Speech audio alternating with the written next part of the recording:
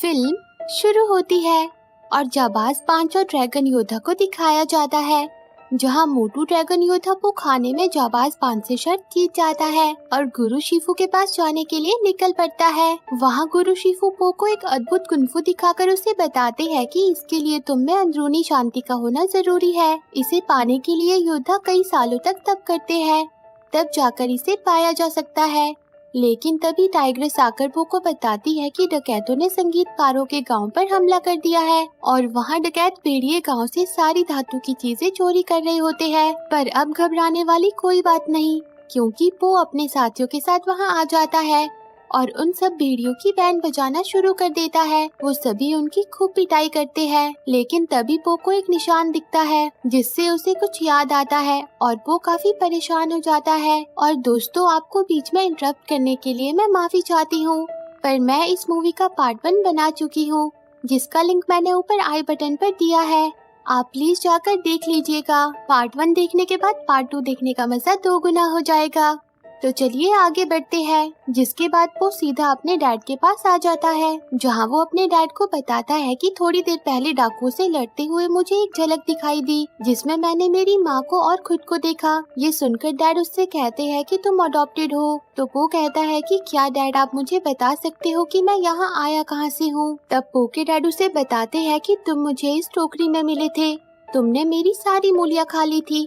मैंने इंतजार किया कि कोई तुम्हें लेने आएगा, पर कोई नहीं आया, तो मैं तुम्हें अंदर लाया, तुम्हें खिलाया, नहलाया और फैसला किया कि अब तुम मेरे बेटे हो। ये सब सुनकर पो के दिमाग में और ज्यादा सवाल आ जाते हैं कि आखिर मैं इस टोकरी में कैसे आया और मैं कौन हूँ। और फिर एक प्यारे से शहर गोंगमिन को दिखाया जाता है, जहाँ 2 जाबाज अपना अभ्यास कर रहे होते हैं। लेकिन तभी वहाँ शहजादा शन आ जाता है, जो उनसे कहता है कि मेरे घर से बाहर निकल जाओ, क्योंकि ये शहर कभी शन के माँ बाप का हुआ करता था। पर शन की शैतानी हरकतें देखकर उन्होंने उसे घर से बेदखल कर दिया और अपने शहर की रक्षा इन योद्धाओं को सौंप दी। इसीलिए शन अब ताकतवर बनके इस शहर पर कब्जा करना चाहता है, पर योद्धाओं के सामने वो आज भी नहीं टिक पाता। लेकिन तभी वो अपने धातु से बने हथियार से योद्धा पर वार कर देता है, जिसकी खबर गुरु शिफू को मिलती है कि सबसे जाबाज योद्धा को शन ने मार डाला और उसके साथ ही योद्धाओं को कैद में बंद कर दिया है। उसने एक ऐसा हथियार बनाया है जो धातु निगलता है और आग उगलता है, और अगर उसे रोका ना गया तो ये कुंफू का खात्मा होगा। तब गुरु शिफू अपने शिष्यों को जाकर उस हथियार को तबाह कर देने का आदेश देते हैं, जहाँ रास्ते में पो के डैड पो को रोक के उसे रास्ते के लिए खाने का सामान देते हैं और वो नहीं चाहते कि पो उनसे इतनी दूर जाए। वो कहते हैं कि तुम मेरे बेटे हो, पर आज पो उनकी इस बात का जवाब नहीं देता, क्योंकि अब वो जान गया था कि वो उसके असली डैड नहीं है। जिसके बाद वो सब अपने सफर पर आगे बढ़ जाते हैं। लेकिन बेचारा पो अपनी यादों से बहुत परेशान होता है, जिससे छुटकारा पाने के लिए वो अंदरूनी शांति के कुंफू को करने की कोशिश करता है, पर वो इसमें नाकामयाब हो जाता है। तब टाइग्रेस पो के पास आती है, जिसे वो बताता है कि मेरे डैड असल में मेरे डैड नहीं है। तो टाइग्रेस कहती है कि ये जानकर तुम बहुत उदास होगे, पर पो अपनी परेशानी को छुपाने की कोशिश करता है। जिसके बाद वो सब अपनी मंजिल गोंगमिन शहर पहुंच जाते हैं, जिसे अब शन ने अपने कब्जे में ले लिया था। वहां शन कहता है कि इस हथियार की मदद से पूरा चीन मेरे कदमों में झुकेगा। हम 3 दिन के बाद यहाँ से निकलेंगे। और फिर शन सूटसेयर से अपना भविष्य पूछता है। सूटसेयर ने पहले भी बताया था कि अगर शन नहीं सुधरा तो एक काला सफेद योद्धा उसे नष्ट कर देगा, और आज भी ये यही बात दोहराती है। तब शन कहता है कि ये नामुमकिन है, लेकिन तभी शन का सिपाही उसे बताता है कि मैंने एक पैंडा को देखा और ये वही डकैत होता है जिसे पो ने संगीतकारों के शहर में पीटा था। तो शन कहता है कि अब कोई पैंडा नहीं बचे है, लेकिन अगर है तो उसे मेरे पास लेकर आओ। और वहाँ अब पो भी अपने दोस्तों के साथ शहर में घुस जाता है, और यहाँ भी पो अपनी उल्टी पुल्टी हरकतों से बाज नहीं आता। और फिर वो सब योद्धा ऑक्स और योद्धा क्रो को बचाने के लिए जेल के अंदर आ जाते हैं, लेकिन वो दोनों जेल से बाहर आने के लिए मना कर देते हैं। वो कहते हैं कि वो हथियार हम सबको खत्म कर देगा, पर बेचारा पो फिर भी उन दोनों को कैद से बाहर निकालने की कोशिश करता है, लेकिन वो दोनों योद्धा उसकी एक भी बात नहीं मानते। तब पो थोड़ा गुस्सा होकर कहता है कि ठीक है, आप लोग डर के इन सलाखों के पीछे रहो, हम शन का सामना करेंगे।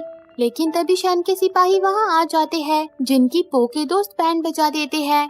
पर उनमें से एक सिपाही भाग निकलता है, जिसे पकड़ने के लिए पो और उसके साथी उसके पीछे लग जाते हैं, जहां रास्ते में उन्हें बहुत सारी कठिनाइयों का सामना करना पड़ता है। पर फिर जैसे तैसे करके वो उस सिपाही को पकड़ ही लेते हैं, लेकिन उसे पकड़ते पकड़ते वो सब शैन के महल पहुंच जाते हैं, जहां बहुत सारे भेड़िए उन्हें घेर लेते हैं। जिस पर पो कहता है कि हम हार मानते हैं, क्योंकि पो के दिमाग में कोई दूसरी खिचड़ी पक रही होती है। और फिर उन सबको शैन के सामने लाया जाता है, जहां सूटसेयर पो को देखकर कहती है कि तुम तो काफी बड़े हो गए हो। और तभी पो एक खिलौने को हथियार समझकर उसे तोड़ देता है, लेकिन उसकी आंखें फटी की फटी रह जाती है जब वो असली हथियार को देखता है। तब शैन पो का मजाक उड़ाने लगता है और कहता है कि जिंदगी भर बदला लेने की तैयारी की और अब सर झुका रहे हो। जिस पर वो कहता है कि नहीं तो मेरे पास सारी जिंदगी नहीं थी, हमें तो कुछ ही दिन पहले तुम्हारे कारनामों के बारे में पता चला है। ये सुनकर सूटसेयर कहती है कि तो क्या तुम किसी और बात का बदला लेने नहीं आए हो, तो क्या तुम कुछ नहीं जानते। और तभी शैन उन सबको मार डालने का आदेश देता है, जिस पर पो का दूसरा प्लान काम कर जाता है, जो कि मैट्रेस को छुपाकर बाहर रखने का था। जिसके बाद वाइपर सबकी बेड़ियों को खोल देती है और वो सब शैन के हथियार को नष्ट कर देते हैं और पो भी शैन पर हमला करता है। लेकिन फिर से उस निशान को देखकर पो को कुछ याद आता है और तभी शैन वहाँ से भाग निकलता है और उसके पास वैसे और भी बहुत सारे हथियार थे, जिससे वो उन सबके ऊपर हमला शुरू करवा देता है। पर पो और उसके साथी किसी तरह उसके हमले से बचकर वहाँ से निकल जाते हैं। तब शैन अपने सैनिकों से कहता है कि हमें अभी चलने की तैयारी करनी होगी, हमें जहाज में सामान भरना होगा। और वहाँ पो और उसके साथी फिर से ऑक्स और क्रो के पास पहुँच जाते हैं, जहाँ टाइग्रेस पो से कहती है कि शैन तुम्हारे कब्जे में था, फिर तुम्हें क्या हो गया। पर पो उसे कुछ भी नहीं बताता, तो टाइग्रेस कहती है कि ठीक है तो तुम यहीं रहोगे। लेकिन पो भी साथ चलने की जिद करने लगता है, जिस पर पो और टाइग्रेस की लड़ाई शुरू हो जाती है। तब पो बताता है कि मुझे शैन के पास जाना होगा, क्योंकि तब वो वहाँ था जब मैं मेरे मम्मी पापा से अलग हुआ था। उसे पता है कि उस दिन क्या हुआ था और मैं कौन हूँ। ये सुनकर टाइग्रेस पो को गले से लगा लेती है, पर वो कहती है कि मैं अपने दोस्त की जान खतरे में नहीं डाल सकती। और वो बाकी साथियों के साथ वहाँ से शैन को रोकने निकल पड़ती है और वहाँ बेचारी सूटसेयर शैन को समझाने की कोशिश करती है कि इस तबाही को रोक दो, इससे तुम्हें कुछ नहीं मिलेगा, इसे रोक के कम से कम तुम्हारे माँ बाप की आत्मा को शांति मिलेगी। तो शैन कहता है कि वो तो मुझसे नफरत करते थे। तब सूटसेयर बताती है कि नहीं, तुमसे जुदा होने की वजह से उनकी जान चली गई, वो तुमसे बहुत प्यार करते थे। पर शैन पर उसकी बातों का कोई असर नहीं होता। लेकिन अब शैन सूटसेयर को आजाद कर देता है और वहीं टाइग्रेस और उसके साथी भी शैन को रोकने वहाँ पहुँच जाते हैं। वो उस जगह को तबाह करने का प्लान बनाते हैं, लेकिन वो भी कहाँ रुकने वाला था, किसी तरह वो भी वहाँ पहुँच जाता है और शैन के पास आकर उससे पूछता है कि उस रात क्या हुआ था। जिस पर शैन बोलता है कि तुम्हारे माँ बाप उस रात तुम्हें छोड़कर चले गए थे। और वहाँ टाइग्रेस और उसके साथी उस जगह को उड़ाने का पूरा इंतजाम कर देते हैं। लेकिन जब वो पो को वहाँ देखते हैं तो उन्हें अपना प्लान कैंसिल करना पड़ता है और पो और शैन में लड़ाई शुरू हो जाती है और पो शैन से जवाब मांगता है, जिस पर शैन कहता है कि तुम हकीकत सहन नहीं कर पाओगे, तुम्हारे माँ बाप तुम्हें नहीं चाहते थे। और फिर वो पो पर अपने हथियार से हमला कर देता है और कुछ बुरा होने की भनक गुरु शिफू को भी लग जाती है। और वहाँ पो पानी में बहता हुआ सूटसेयर के पास पहुँच जाता है, जहाँ वो पो की जान बचाती है और कहती है कि हैरानी है कि तुम्हें कुछ भी याद नहीं। पर तभी पो को उसका बचपन याद आने लगता है, जिस पर सूटसेयर कहती है कि ये एक फलता फूलता गांव था और शैन गोंगमैन शहर का नया राजा बनने वाला था, पर उसकी ख्वाहिश कुछ और ही थी और मैंने भविष्यवाणी की थी कि उसके रास्ते में एक पैंडा खड़ा होगा।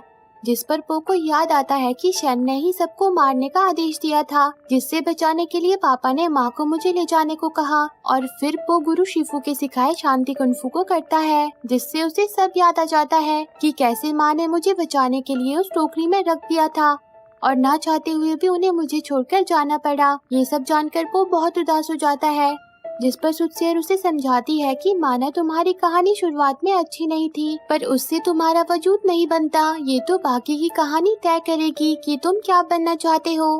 तब पो को अपनी बिताई हुई पूरी जिंदगी के हसीन पल याद आते हैं और उसे अपने डैड याद आते हैं, जिस पर वो समझ जाता है कि वो कौन है और वो कहता है कि मैं पो हूँ।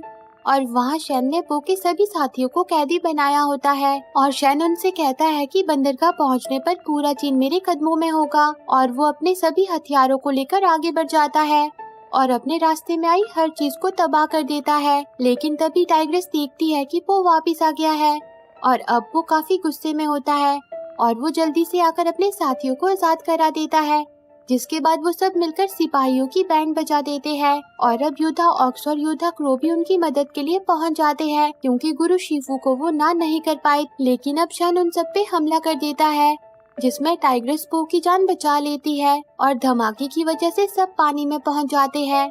वो देखता है कि उसके सभी साथी ठीक है और अब वो शन को रोकने के लिए अंदरूनी शक्ति कुंफू का इस्तेमाल करता है और उसके किए गए हर वार को रोक देता है, जिसे देखकर सबके होश उड़ जाते हैं और वो शन के गोले से उल्टा उसी की बैंड बजा देता है। और फिर आखिर में शन का भी खेल खत्म हो जाता है, जिसके बाद वो टाइग्रेस को गले से लगा लेता है और सभी बहुत खुश हो जाते हैं। और अब वो अपने डैड के पास वापस आ जाता है और उनसे कहता है कि मुझे पता चल गया है कि कैसे मैं उस टोकरी में आया था। मैं जानता हूँ कि मैं कौन हूँ, मैं आपका बेटा हूँ। ये सुनकर पो के डैड की खुशी का ठिकाना नहीं रह जाता और इसी के साथ ये मूवी एंड हो जाती है।